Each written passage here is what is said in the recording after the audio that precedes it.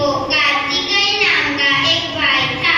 दोनों की अच्छी जमती थी, पर अन्य भाइयों की तरह इन दोनों भाइयों में भी कभी मतभेद और झगड़े होते रहते थे। एक बार गणेश और कार्तिकेय जंगल में घूम रहे थे। वो फल देखो, कितना अनोखा है ना। हाँ, मैंने भी ऐसा फल कभी नहीं देखा। चलो फल तोड़ते हैं। ये फल मेरा है, मैंने इसे पहले देखा है। नहीं, ये मेरा है, मैंने इसे पहले स्पर्श किया है। दोनों फल के लिए झगड़ने लगे। दोनों वो फल काटकर खाने के लिए तैयार नहीं थे। उन्हें बस फल पर अपना हक जमाना था। फिर दोनों ने सोचा, क्यों ना माता पिता की मदद ले। वो दोनों घर के लिए निकल पड़े। कैलाश जाने पर वो दोनों ने माता पिता को वो फल दिखाया। माता ये फल मेरा है, मैंने इसे पहले देखा है। नहीं, ये मेरा है, मैंने इसे पहले स्पर्श किया है। अगर इस फल का असली हकदार इसे ग्रहण करे तो उसे अमृत तथा अतुल्य बुद्धि प्राप्त होगी। हम इस फल के दो टुकड़े कर दोनों पुत्रों में बांट देते हैं। नहीं, ऐसा नहीं हो सकता। इन दोनों में से कोई एक ही इस फल को खाकर इसकी शक्ति प्राप्त कर सकता है। मैं छोटा हूँ, ये फल मैं खाऊं।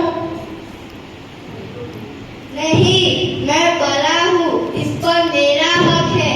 प्रभु, अब आप भी कुछ कीजिए। मुझे लगता है हमें नारद मुनि को बुलाइए। उनके पास इस बात का हल जरूर होगा। नारायण नारायण। प्रभु, आपने मुझे कैसे याद किया?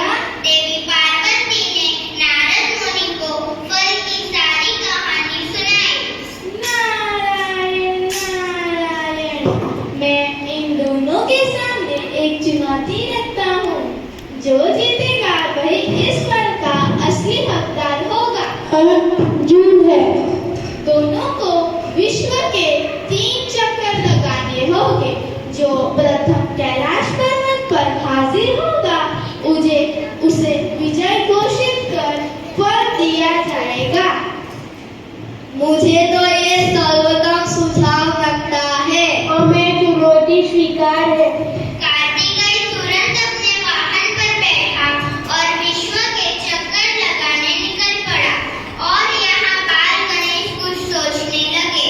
मेरा मुसक तो उड़ भी नहीं सकता, कितना भी तेज दौड़े फिर भी मोर के जितना असंभव है। और सोचना होगा। बाल गणेश को एक कल्पना सूझी। वो मन ही मन मुस्कुराया। गणेश ने अपने माता पिता के इर्द गिर्द चक्कर लगाना शुरू किया। भगवान शंकर, माता पार्वती, नारद मुनि चकित हुए। वो सोचने लगे, बाल गणेश क्या कर रहा है। 3 चक्कर लगाकर बाल गणेश माता पिता के सामने खड़ा हुआ। पिताजी, मैंने विश्व के चक्कर लगा लिए, अब मुझे मेरा फल दीजिए ना। पर बेटा, तुमने तो हमारे इर्द गिर्द चक्कर लगाए। कैलाश छोड़कर तुम कहीं गए ही नहीं। तो ऐसा कैसे कह सकते हो कि तुमने विश्व के 3 चक्कर लगाए? विश्व के चक्कर लगाने के लिए मुझे कैलाश छोड़कर जाने की आवश्यकता नहीं थी। वेदों और शास्त्रों में लिखा है कि माता पिता के चरणों में ही विश्व होता है। तो आप दोनों मेरे विश्व हुए ना, तो मैंने आपके इर्द गिर्द चक्कर लगाकर अपनी चुनौती पूर्ण की। मेरे लिए तो आप दोनों ही मेरा विश्व हो। नारायण नारायण।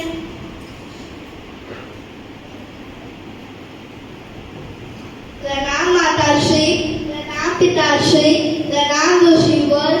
माँ, पिताश्री, मैंने विश्व के 3 चक्कर लगा लिए। बहुत अच्छे बेटा, पर गणेश ने तो चुनौती जीत ली है।